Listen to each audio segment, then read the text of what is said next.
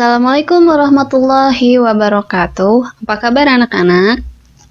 Semoga kalian masih dalam keadaan yang sehat, masih semangat, dan tidak henti-hentinya kita berdoa agar keadaan ini semakin membaik dan kita bisa bersekolah seperti sedia kala.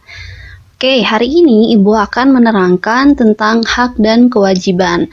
Apa sih hak dan kewajiban itu? Nah, sebelum kita mulai ke materi pembelajaran, alangkah baiknya kita berdoa terlebih dahulu dan jangan lupa kalian mempersiapkan alat tulis kalian seperti buku, pensil, penghapus, dan yang lain-lain agar ketika Ibu menerangkan materi pembelajaran, kalian bisa mencatat hal-hal penting saja, apa saja yang bisa kalian tulis. Oke, kita mulai ya. Oke, apa itu hak? Nah, Ibu bacakan dulu ya, arti hak itu sendiri itu apa? Hak itu berarti milik atau kepunyaan. Hak bisa diartikan sebagai kekuasaan untuk berbuat sesuatu.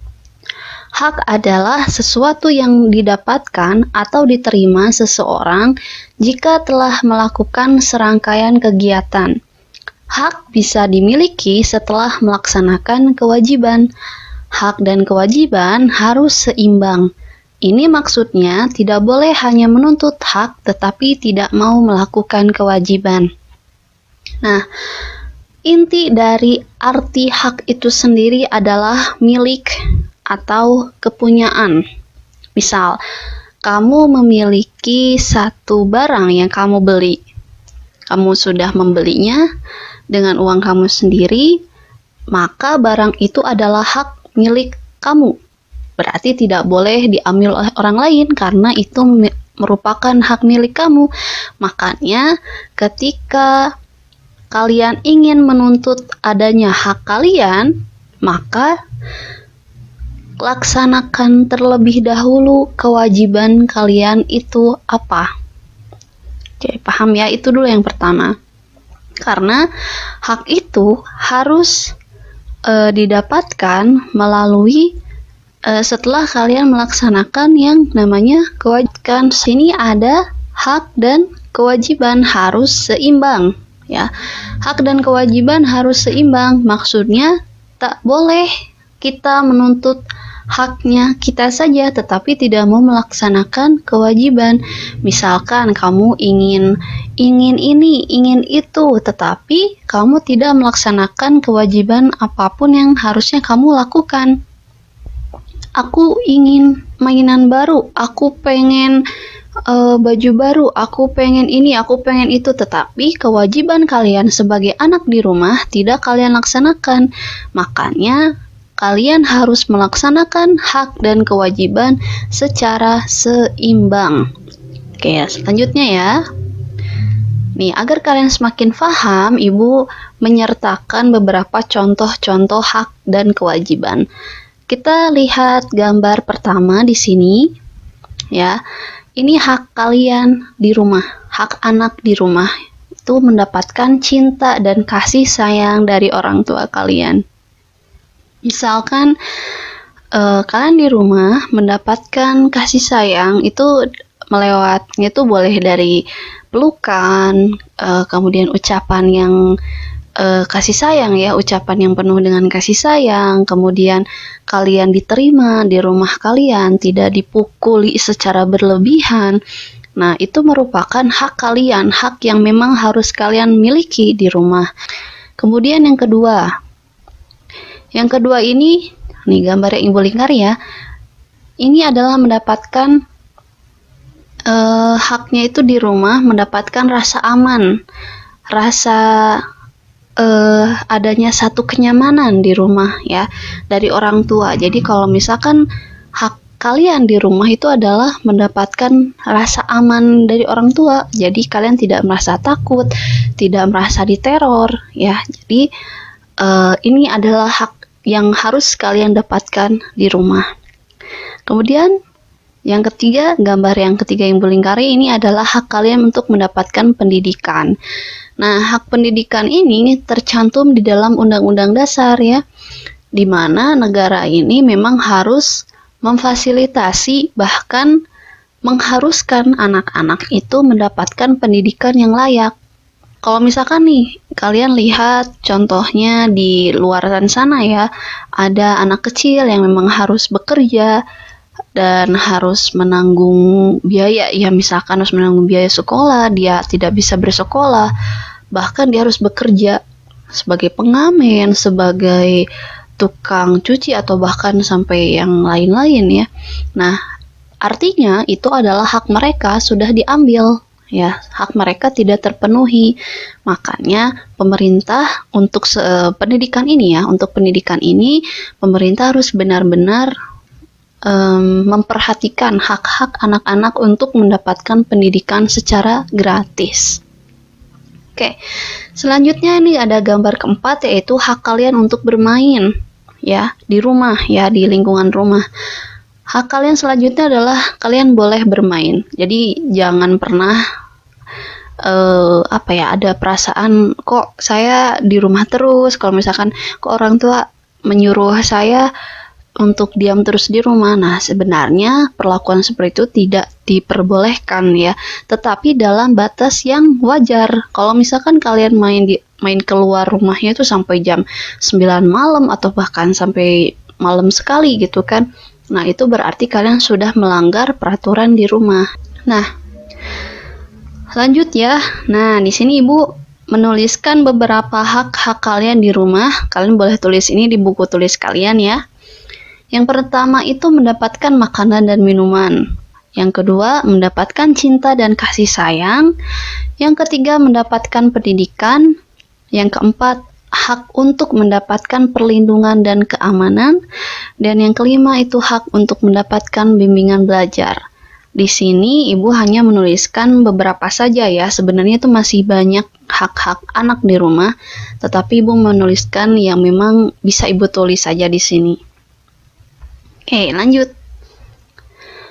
Nah, di sini ada hak anak di sekolah atau hak siswa di sekolah ya. Pertama itu mendapatkan materi pelajaran. Itu memang sudah hak kalian yang memang harus kalian dapatkan di sekolah. Yang kedua, menanyakan pelajaran yang tidak mengerti. Yang ketiga, dan menggunakan fasilitas sekolah. Dan itu memang menjadi hak anak atau hak siswa di sekolah ya. Nah, ini ya bisa kalian tulis dan bisa kalian pahami satu persatu. Nah, kita lanjut dulu ya ke kewajiban. Oke, kewajiban. Artinya, kewajiban itu berasal dari kata dasar wajib, yang artinya harus. Kewajiban berarti sesuatu yang harus dilaksanakan oleh seseorang sesuai dengan aturan yang berlaku. Kewajiban adalah segala sesuatu yang harus dilakukan dengan penuh tanggung jawab untuk mendapatkan hak. Nah, jadi sebelum kalian mendapatkan si hak ini, kalian harus melaksanakan kewajiban terlebih dahulu. Ya, wajib artinya benar-benar harus kamu lakukan ya. Nah, misalkan nih Ibu ada beberapa gambar. Misal nih, gambar yang pertama ini, kewajiban seorang anak di rumah itu dia membersihkan rumah, ya, membantu orang tua untuk membersihkan rumah, misalkan menyapu, mengepel, atau mengelap, gitu kan, banyak sekali dia bisa membantu dalam hal apa saja di rumah, gitu ya, dan itu memang menjadi kewajiban seorang anak di rumah. Kemudian, yang kedua, gambar yang kedua ini adalah kewajiban anak itu dalam menghormati, ya, menghormati orang tua atau bahkan orang yang jangan kalau misalkan berpikir orang tua saya saja, tidak ya, tetapi menghormati orang-orang yang memang sudah dewasa pada umumnya gitu ya. Ketika kalian bertemu dengan seorang yang sudah dewasa atau lebih tua dari kalian, berarti kalian wajib untuk menghormati mereka. Lanjut, ini ada tulisannya save energy. Nah, save energy ini dalam bahasa Indonesia tuh artinya hemat energi. Nah, hemat energi ini salah satu kewajiban kita ya. Salah satu kewajiban kita dalam menjaga energi. Nah, lanjut, ini bumi bersih, asri. Nah, ya. Kalau misalkan keadaan lingkungan yang kita bersih, berarti itu adalah kewajiban kita ya. Misalkan ada kegiatan kerja bakti atau ada kegiatan gotong royong untuk membersihkan solokan, nah itu adalah menjadi tanggung jawab dan kewajiban kita bersama. Oke, lanjut. Nah, di sini ada beberapa kewajiban anak di rumah. Yang pertama itu adalah belajar, kedua merapikan tempat tidur, yang ketiga adalah disiplin dan bertanggung jawab. Sebenarnya masih banyak ya kewajiban kita di rumah, tetapi Ibu menuliskan 3 kewajiban yang memang menjadi intinya gitu. Belajar, jadi jangan belajar tuh berpikirnya di sekolah saja belajarnya, tetapi di rumah pun kalian berkewajiban untuk tetap belajar. Nah, misalkan merapikan tempat tidur, nah itu menjadi kewajiban kamu di rumah. Kalau misalkan hanya tempat tidur saja, ya, misalkan kamu bisa membereskan ruangan yang lain gitu kan, bisa dapur atau ruangan tamu ya gitu. Kemudian disiplin dan bertanggung jawab. Disiplin dan bertanggung jawab ini kalian melaksanakan kewajiban-kewajiban ini dengan penuh rasa disiplin dan bertanggung jawab. Ketika kamu belajar, berarti kamu belajar disiplin. Ketika aturan di rumah kalian mengharuskan kalian belajar itu misal jam 7 malam atau jam 8 malam, ya kalian disiplin. Pada jam segitu berarti kalian harus melaksanakan kewajiban kalian. Dan bertanggung jawab, artinya kamu bisa bertanggung jawab dengan baik gitu. Misalkan kamu belajar nih, belajarnya nggak asal-asalan gitu ya. Kamu merapikan tempat tidur, ya berarti merapikan dengan sungguh-sungguh, dengan baik, dengan rapi gitu, tidak asal jadi gitu ya. Oke, selanjutnya.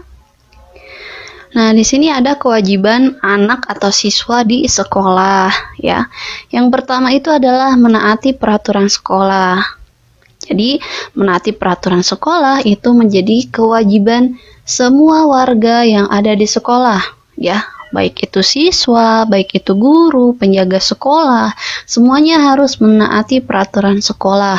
Misalkan, kamu datang tepat waktu, mengerjakan PR, terus melaksanakan piket, nah itu menjadi peraturan sekolah yang memang kalian dan ibu juga harus taati. Yang kedua adalah saling menghormati dengan semua orang di sekolah. Misal nih, kalian berjumpa dengan guru kalian di sekolah. Hal yang pertama kalian lakukan adalah mengucapkan salam, atau bahkan kamu boleh mengucapkan salam dengan bahasa kalian ya, misalkan Assalamualaikum atau selamat pagi. Nah, itu menjadi sebuah kewajiban kalian di sekolah. Kemudian menjaga fasilitas sekolah. Nah, ini ya yang sering Ibu lihat perbuatan-perbuatan yang tidak baik ya, yaitu beberapa anak nih suka merusak fasilitas sekolah. Contohnya mencoret-coret tembok atau mencoret-coret bangku dengan tip X, merusak, bahkan sampai mencuri. Nah, ini ya, hindarilah perilaku-perilaku seperti ini. Walaupun kalian berpikirnya, Bu, hanya mencoret dinding sekolah saja, atau Bu, saya cuman nyoret sedikit bangku. Nah, itu walaupun sedikit, tetapi kalian sudah tidak melaksanakan kewajiban kalian di sekolah gitu. Kita lanjutkan. Nah, sekarang Ibu ada gambar ya, Edo. Nah, Edo ini dia menggunakan listrik secara berlebihan ya. Ibu kaitkan dengan materi kemarin tentang listrik ya. Nah, kenapa listrik ini menjadi hal yang sangat penting? Kemarin kan sudah dibahas ya, beberapa barang-barang elektronik di rumah kita itu kebanyakan menggunakan listrik. Nah, salahnya itu ketika Edo ini menggunakan listrik secara berlebihan. Nih, lihat, TV-nya menyala, lampunya menyala, lampunya bahkan 2 menyala. Nih, kipas anginnya menyala. Ya, ini menyala ya sebenarnya. Kemudian radionya juga menyala. Kemudian di sini apa? Ada air ya. Ada air, keran air yang masih menyala. Nah, kenapa kita harus menghemat listrik? Nah, sekarang Ibu jelaskan dan mengaitkan dengan materi yang kemarin ya. Listrik ini berasal dari batu bara. Ya, negara kita ini masih kebanyakan yaitu menggunakan batu bara, di mana batu bara ini adalah satu bahan yang tidak akan bisa muncul kembali selama beratus-ratus tahun lagi tuh bakalan habis ya. Gitu. Makanya kalau misalkan kita boros listrik dan tidak hemat listrik, maka ketika batu bara nanti habis, kita tidak bisa menggunakan listrik dengan seperti sedia kala gitu. Nah, apakah menggunakan listrik itu menjadi hak warga negara Indonesia? Ya, betul. Hak kita itu mendapatkan listrik. Ya, hak kita itu mendapatkan listrik. Rakyat Indonesia itu berhak untuk mendapatkan listrik. Nah, salahnya ketika kita sudah tahu hak kita menggunakan listrik, tetapi kewajiban kita itu tidak kita penuhi. Hak kita adalah menggunakan listrik. Kemudian kewajiban kita adalah menggunakan listrik secara hemat. Jadi jangan pernah boros menggunakan listriknya. Sama halnya dengan air. Nah, air ini ya. Air juga kita sebaik mungkin jangan pernah boros menggunakan air gitu. Nah, dari contoh Edo ini kita bisa lihat hak dan kewajiban ini harus bekerja secara seimbang. Kita harus melaksanakannya secara seimbang. Hak dan kewajiban ini tidak bisa dilakukan dengan tumpang tindih, artinya haknya saja ataupun kewajibannya saja. Hak dan kewajiban harus dikerjakan secara bersama-sama dan dilaksanakan secara bertanggung jawab. Kita lanjut ya. Nah, sekarang Ibu memiliki pertanyaan nih. Bisakah kalian mencari hak dan kewajiban kalian di lingkungan masyarakat secara luas? Tadi kan sudah dijelaskan ya, hak dan kewajiban kalian di rumah, di sekolah. Nah, sekarang Ibu minta kalian menuliskan hak dan kewajiban kalian di masyarakat. Kalian bisa bertanya kepada orang tua kalian apabila kalian tidak bisa mengerjakan soal ini. Dan kalian bisa mencari beberapa referensi di buku tematik ataupun di internet. Sekian dari materi Ibu hari ini. Semoga kalian paham dengan materi hak dan kewajiban ini. Semoga kita bisa melaksanakannya dan mengaplikasikannya ke dalam kehidupan kita sehari-hari. Sekian dari Ibu. Wassalamualaikum warahmatullahi wabarakatuh.